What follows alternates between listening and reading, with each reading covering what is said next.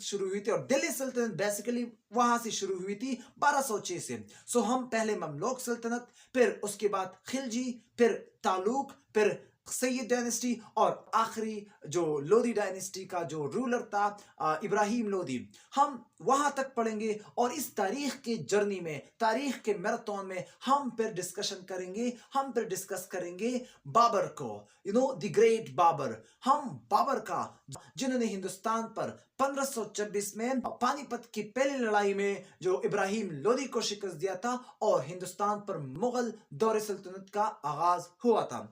इसी मैराथन में फिर हम हिंदुस्तान के एक अजीम शान बादशाह हुमायूं और उसके बाद उसके बेटे जलालुद्दीन मोहम्मद अकबर, फिर जहांगीर, शाहजहां और आखिर में औरंगजेब आलमगीर की आलिशान और मुसलमान दौर के जो उरूज का दौर था उसको हम डिस्कस करेंगे। उसके साथ साथ मुगल दौर का जवाल किस तरह हुआ था और आखिरकार जो जंग आजादी थी 1857 में, हम उसको भी डिटेल के साथ पढ़ेंगे।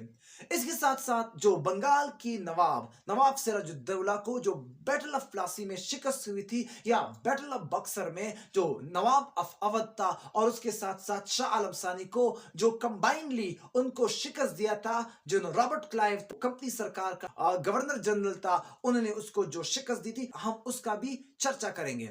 उसके साथ साथ हम जो जंग आजादी थी 1857 की, हम उसका जायजा लेंगे और उसमें हम मुसलमानों की स्ट्रगल्स और साथ साथ में हिंदुओं की जो बेवफाई थी मुसलमानों के साथ, उसका भी हम बारीक बीनी से जायजा लेंगे। उसके बाद जो सर सैयद अहमद खान की जो एफर्ट्स थे हमारी मुल्क को, हमारी सोसाइटी को शेप आउट करने में, हम उसका भी डिस्कशन करेंगे। उसके साथ साथ उन्होंने जो स्कूल्स कायम किए थे गाजीपुर में, मुरादाबाद में, और आखिरकार जो मोहम्मदन एंग्लो ओरिएंटल का जो अजीम शान इदारा था, हम उसका भी जिक्र करेंगे। उस इसी जर्नी में, इसी मैराथन में हम मदरसा देवबंद और उसके साथ साथ जो सिंध मदरतुल इस्लाम था या मोहम्मदन एजुकेशनल कॉन्फ्रेंस, इन सारे टॉपिक्स का बारीक बीनी से मुआयना करेंगे। फिर उसके बाद एक अजीम शान मुसलमानों की तारीख में एक अजीम शान 31 दिसंबर 1906 का दिन, जिस दिन मुस्लिम लीग का फाउंडेशन स्टोन रखा गया, हम उसका भी बारीक बीनी से जायजा लेंगे।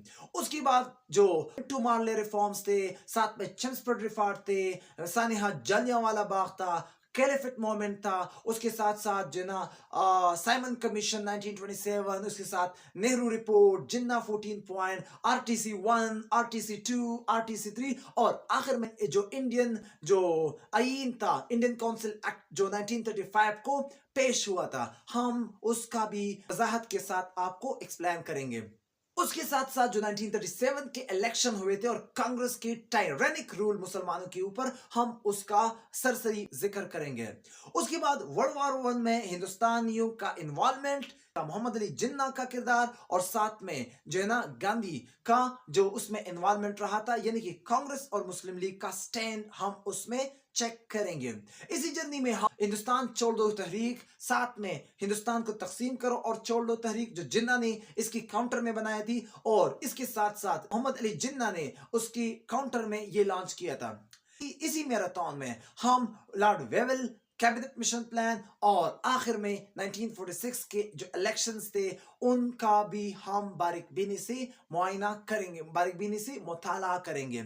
आखिरकार डायरेक्शन एक्शन प्लान और जो 3 जून प्लान जो मंसूबा था, और इसके साथ साथ 14 अगस्त और उसके बाद रेड क्लिफ अवार्ड, और ये जो आज़ादी का जो पाकिस्तान मुकम्मल तारीख पाकिस्तान है, हम आज़ादी से पहले का मुकम्मल जो है ना टाइम लाइन के जरिए मैं आपको ये कोर्सेज, मैं आपको ये लेक्चर्स बाय लेक्चर मैं आपके सामने लाऊंगा।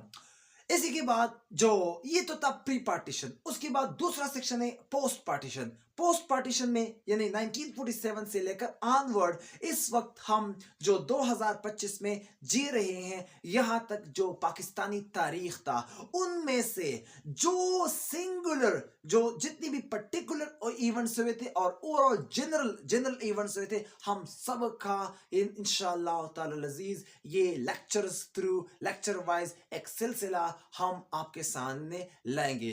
बेसिकली तारीख ایک نیوٹرل ہوتا ہے. اگر تاریخ پڑھانے والا نیوٹرل نہ ہو تو تاریخ کا حق ادا نہیں کیا جا سکتا. تو انشاءاللہ ہم ایک نیوٹرل اور ریسرچ بیس پر آپ کے سامنے آپ کے لیے ایک تاریخ لے کر آئیں گے. So thank you so much.